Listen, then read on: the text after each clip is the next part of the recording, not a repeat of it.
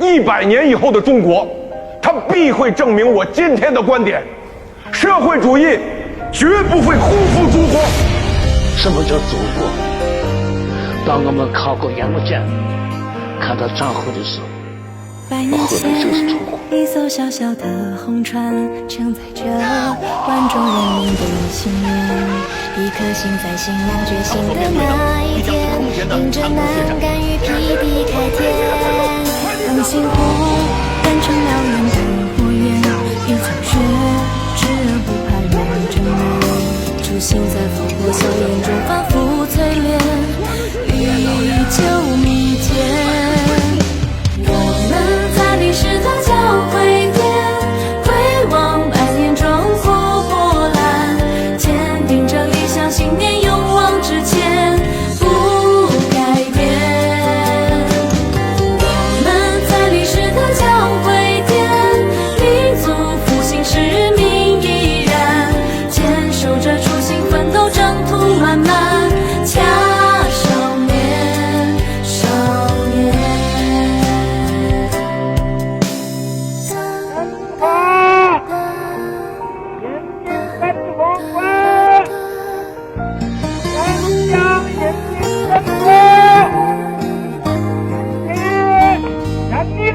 有多少英雄忘我的奉献，谱写着建设祖国的誓言。站起来，扶起来，将起来都实现，在此刻打开崭新画卷。100年风华正茂下少年，在未来迎接更多的挑战，将那些人民美好生活的心愿一一兑现。我们在历史的交汇点，回望百年中国波澜，坚定着理想信念，勇往直前，不改变。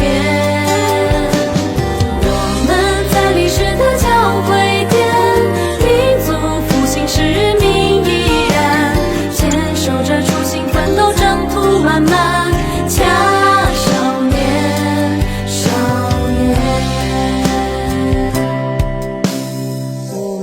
乘着新时代的船，摆着不恼初心如磐，担当着民族脊梁，扬起风帆，新起点。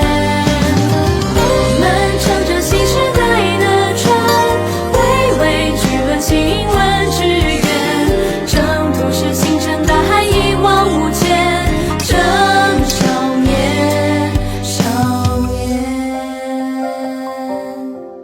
中国人民也绝不允许任何外来势力欺负、压迫、奴役我们。